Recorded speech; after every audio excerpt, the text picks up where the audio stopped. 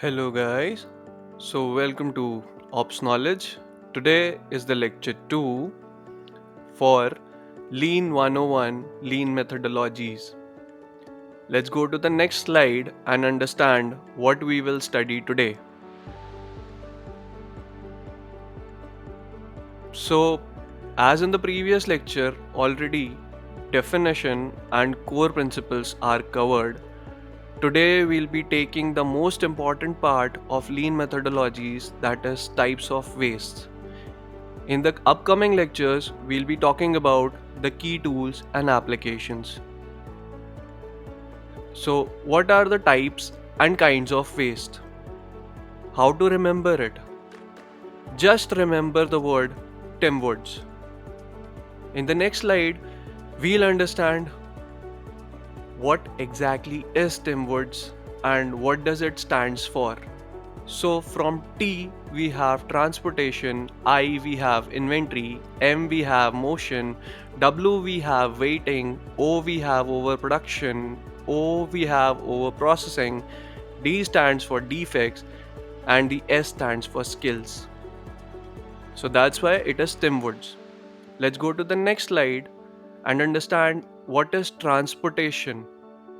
So, transportation waste, in the sense, is moving products, materials, or information more than necessary. Excess of it is wrong, or anything more than required is wrong. So, what will it result to? It will add time, cost, but doesn't adds any value. For example, for transportation, you could easily see on the left hand there is an image which shows a haphazard situation. There's no plant layout properly. How could transportation takes place? And even if it does, it will create a chaos. More time will be taken and more time wastage will be there. So in the right image, as could be seen, there's a line conveyor belt. Okay, so it quietly enhances the transportation, as well as there's no waiting, no losses, nothing. So no extra time has to be taken by the manpower. Let's go to the next waste and understand what is inventory. So excess of raw materials, work in progress, or finished goods that tie up capital and space is known as inventory. Though in uncertain situation it is said that it is better to keep good amount of inventory, but it's kind of a waste. Why? Because your capital is being stuck somewhere. So it's not a good thing to hold inventory much. Too much inventory will be a kind of loss. In cases of perishable goods, it's very bad to have inventory. Why? Because the shelf life is very less, and at last you will lose your money because all the perishable goods will just get wasted. So let's go to the next slide and take the examples of inventory. In the left side you could see a well stocked finished goods store where all the garments are kept, but there's no guarantee everything will be basically sold out. So you'll have a huge inventory even after the sales happen. And because it is a seasonal good, so it won't be. And also there's something in apparels, whatsoever we have already wore in previous year, we won't be willing to wear it in the next year, right? So that's why also it's kind of a waste that is happening here. And because this required a raw material and you have paid a lot of amount of money for it, and there's a capital stuck, so it's kind of a waste. After performing the lean methodology, you could see an implementation of a Kanban. So it's kind of a pull system where you get the order first and then you manufacture. Like there are two kinds of sweaters that are being manufactured, blue and the orange ones. So they already know what has to be manufactured. So there's no inventory carriage and you do not have to keep much inventory. It makes the flow also very smooth. Let's go to the next slide and understand the next waste. It is motion. And now how motion can be a wastage? Let's see. Unnecessary movement of people, such as walking, reaching, or searching, that does not add value. Let's go to the next slide and understand about the examples of it. So on the left side, we could see a mechanic or a person who's from a maintenance department. He continuously goes, searches for a tool or the instrument, and it consumes time. So time wastage happens, and the breakdown time of a machine will increase. Why? Because the personnel was not able to attend the machine because of unavailability, or they were not able to find out the tools that were required to open that machine and work on that. On the other hand, by following the lean methodologies, you could have a shadow board where everything is kept neatly. You do not have to search. After some time, your muscle memory will develop, and you will see that you are easily able to locate where the tool is kept. So the time is saved. So the efficiency increases.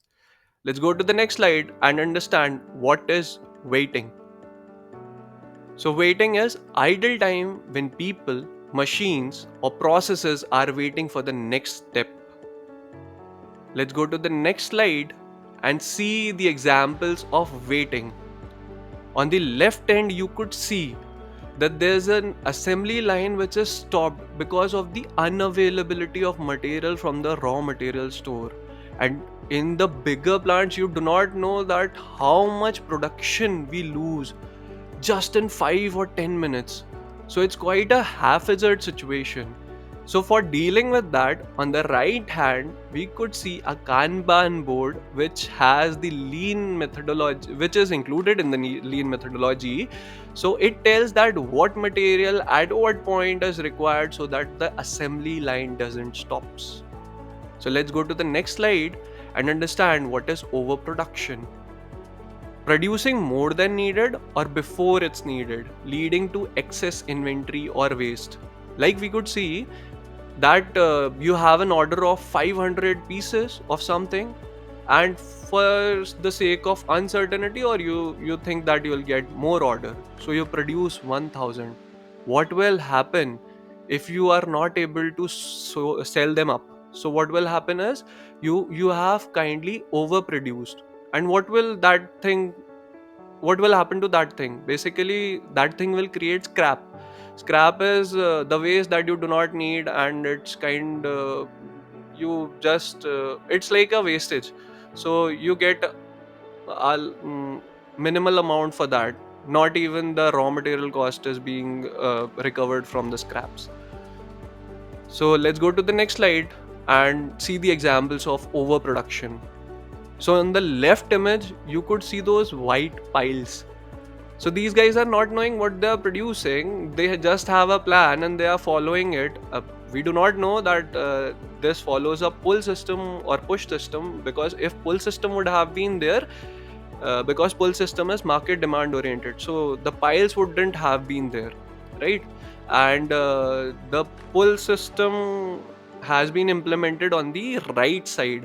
So you could see the line is very neat and clean, and you do not have a piling of things. Okay, so the overproduction is not happening, so lesser chance of things getting wasted. Let's go to the next slide and understand what is over processing. So doing more work than the customer values, such as adding unnecessary features or steps. The basic example could be, what if your phone is not able to call, or even if it is able to call for the because the basic requirement of a phone is to call, and there are lots of features, like it has a GPS which you probably will be using very less. Okay, and there's an X-ray vision that you need, that you think that is available over there, but very hardly people use it. And there's a blood pressure sensor, though the requirement in today's era for the health benefits, it's okay, but it still is not a medical instrument, right? A phone cannot be used as a medical instrument right now. And so these are some side features that could be said. So these are over processed. Maybe the customer is not willing to pay you for that, so it doesn't adds a value for them. So in the next slide, we'll see what over processing examples are. So in on the left side, you could see that there's a well packaged stuff, and you are having three kinds of packings on that, and it's not even a perishable good, so you do not even need two other packings for that. But just to look very good, the marketing happens, and the customer doesn't even want it. He or she won't even look to it, and that person just wants the stuff that's inside. Okay, so think about that. So in the right side, they are having a single packing, but the stuff is needed by the customer. So the customer will be happy with this right hand side picture. So unnecessary over processing is saved. Why? Because having two other packings will require another line. There would be many other stuffs which will be required. Two other packings will require more raw material, more capital thing. So now in the next slide, we'll be understanding defects. So errors, mistakes, or rework due to poor quality or incorrect processes. It is what the companies try to minimize. They think that defects should not be there. So let's go to the example of defects. As you could see, there is an assembly line of a tablet, I guess, or a laptop screen, maybe. People are just following the instructions, they are just assembling it. Nobody could see there's an SOP or something like that. They are just means they are just assembling it. There are chances, and let's say that in this case we have 5% of the rejections, which is quite much for the electronics industry. So in on the right side, we have given a quality personnel, and there are SOPs which are being followed. The person takes care of it by seeing it through a device scanner, that whether the quality of the product is optimum or not. So we get out of the loop of that 5% rejections, right? So in the next slide, we'll be understanding about skills. So previously there were seven kinds of waste, but now there are eight kinds of waste, and the eighth waste is skills. So skills says that not fully using employees or individual skill, creativity, or ideas, that becomes a waste. Why? Let's understand with an example. So there's an on the left side, there is an employee or a line worker who has been working since 5 6 years in the company, knows what are the pros and cons in the line, knows where are the loopholes in the lines. So if he won't be given a chance to speak about it, how will we improve? So that becomes a waste. His skills have become a waste. So he's a skilled employee basically. So what happens is, see the person, he is very sad about it. Why? Because he won't be getting motivated for anything. On the right hand, after following lean methodologies, see the way he is interacting with people, he is telling suggestions how we can improve. So that will give him an enthusiasm, a motivation, as well as his skills will be used for the betterment of the company. We'll be able to produce more and produce good quality products. That's all for today. Thank you very much.